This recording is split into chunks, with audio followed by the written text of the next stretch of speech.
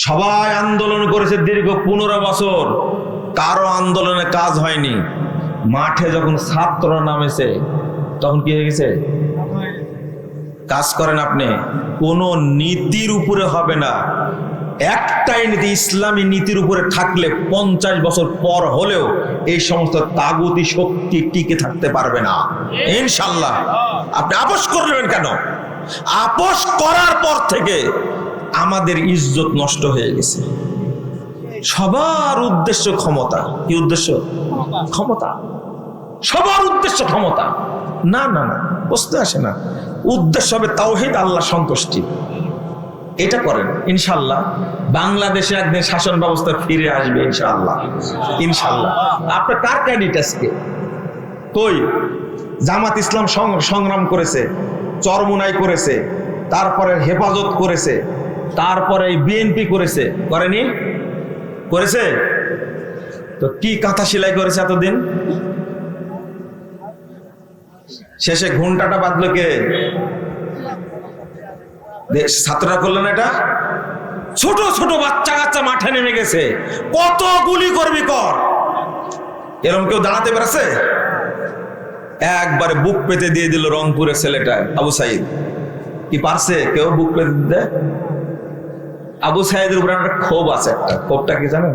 বেটা তুই আগে মরলে তোর রক্তের দাম এত বেশি, তুই আগে রক্তটা দিলে এত মানুষ মরতো না, এত মানুষ গুম হতো না। 3000 না 30,000 বছর যে দোয়া করেন আপনি, কোনো লাভ নাই। ওর জন্য গোটা পৃথিবী সাদকা করলেও কোনো লাভ হবে না।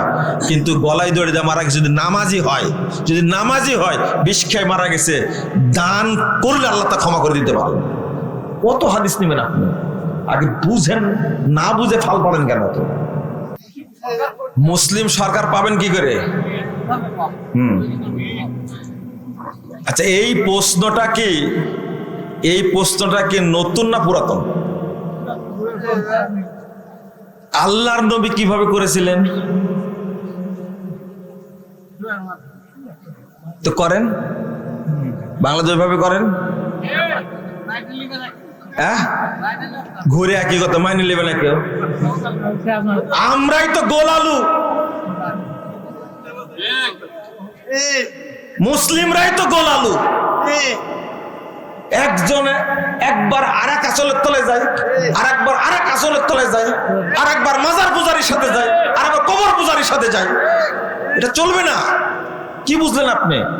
কেন 53 বছর পরে সিরিয়ায় ক্ষমতায় আসেনি? কত বছর পরে? 53 বছর পরে এসেছে। আপনি কয়েকদিন সংগ্রাম, কোন আপোষ করেছে? কোন আপোষ করেছে তারা? তালেবানদের আকীদা খারাপ, তালেবানদেরকে আমরা বিশ্বাস করি না, তালেবানরা মাজার পূজারী। কিন্তু তাদের একটা দিক সেটা হলো আমেরিকার সাথে আপোষ করে। আশরাফ ঘানির সাথে আপোষ করেছিল তারা? করেনি। টিকে ছিলেন নিজের নীতির উপরে। আজকে তারাই ক্ষমতায়। হ্যাঁ, কোন দল করবেন? হ্যাঁ, আপনি কি আওয়ামী লীগের কথা বলছেন? কোন দল করা যাবে না। আপনি তাওহীদটা মানেন, শুধু তাওহীদটা মানেন, কোন দল করা যাবে না। শুধু তাওহীদটা করেন, তাওহীদটা মানেন। শোনেন, একটা জিনিস ক্লিয়ার থাকেন, কখনো ঈমান আর কুফর, ইসলাম আর জাহেলিয়াত মিলে কখনো সম্ভব না। আপনারা এই যে ডক্টর ইউনূস সাহেবকে বসাইছেন, ভোট দিয়ে বসাইছেন, কেন ক্ষমতা রাখছেন? তাহলে শরম করেন আপনাদের? হাসিনাকে রাখছিলেন এতদিন কি দিয়ে? ভোট দিয়ে? কয় বছর ছিল? হাসিনাকে ভোট দিয়ে রাখছিলেন?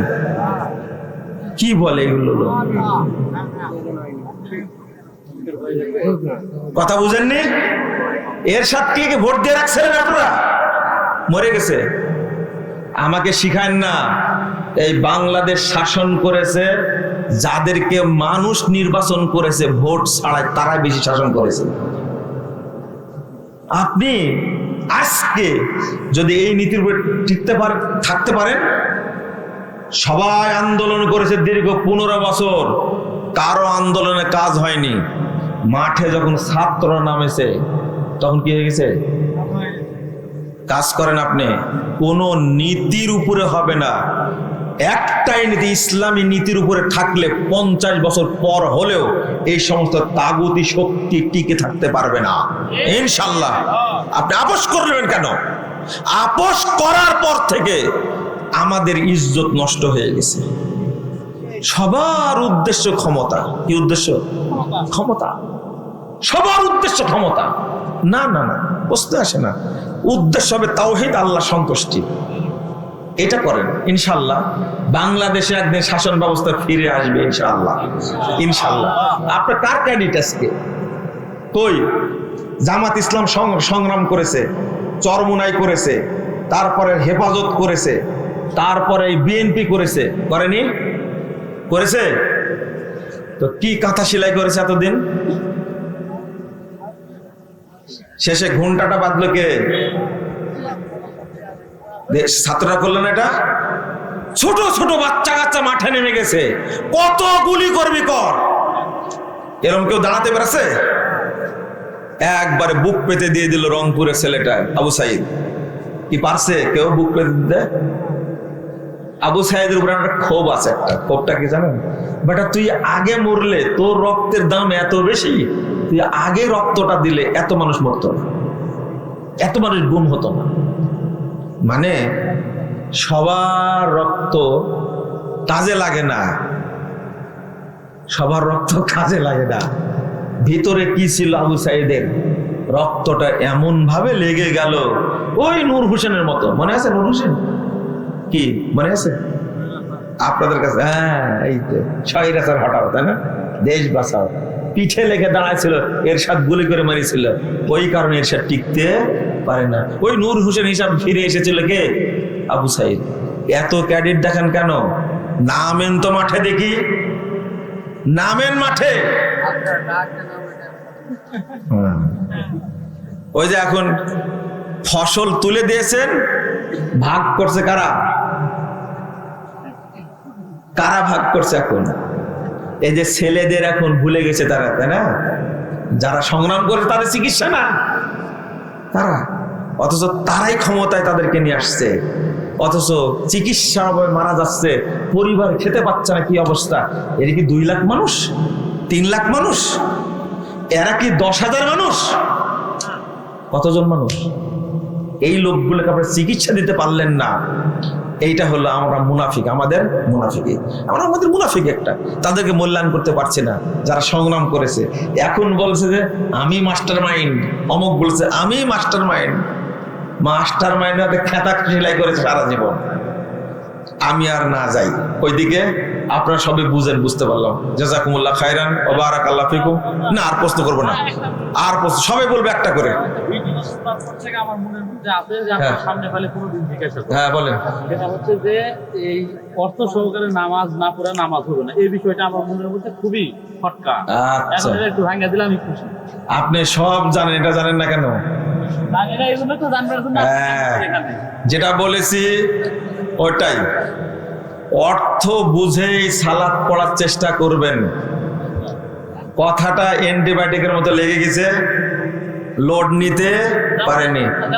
সালাত শুনেন, হ্যাঁ সালাত বুঝেই পড়বেন। যেটা সূরার অর্থ জানেন সেটাই পড়বেন, অল্প জেনে অল্প পড়বেন, দোয়ার অর্থগুলো জানবেন। খুশু না থাকলে নেকি হবে না। আর খুশু আসার জন্য দরকার সালাত বুঝা, শুধু অর্থ না, তাতাব্বুর বলা হয়েছে, গভীর ভাবে বোঝা চেষ্টা করবেন। আপনি তো সব বুঝেন, সালাতের অর্থগুলো বুঝেন না কেন? আল্লাহর কাছে কি জবাব দিবেন? পারবেন না কেন? চেষ্টা করবেন। জি জি জি জি জি, আমি আপনার জন্য বলিনি। আমার বক্তব্য বারবার আছে, একজন ব্যক্তি সব জানে কিন্তু সালাতের মধ্যে অর্থ জানে না। আমি মূর্খর কথা বলিনি। মূর্খ মানুষ সূরা ফাতিহাও জানে না, কোনো দোয়াও জানে না। আল্লাহ রাসূল তাকে বললেন তুমি শুধু বলবে সুবহানাল্লাহ, আলহামদুলিল্লাহ, লা ইলাহা ইল্লাল্লাহ, আল্লাহু আকবার, এটা বলে সালাত করবে তুমি। এটাই জানতে চাই। তার জন্য এটা বলিনি, আমার কথাটা শুনেন। যারা সব বুঝে সালাতের অর্থ বুঝে না, আমি তাদেরকে বলেছি তাদের সালাতে নেকি হবে না। জাযাকুমুল্লাহ খায়রান।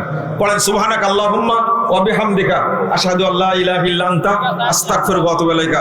আসসালামু আলাইকুম ওয়া রাহমাতুল্লাহি ওয়া বারাকাতুহু।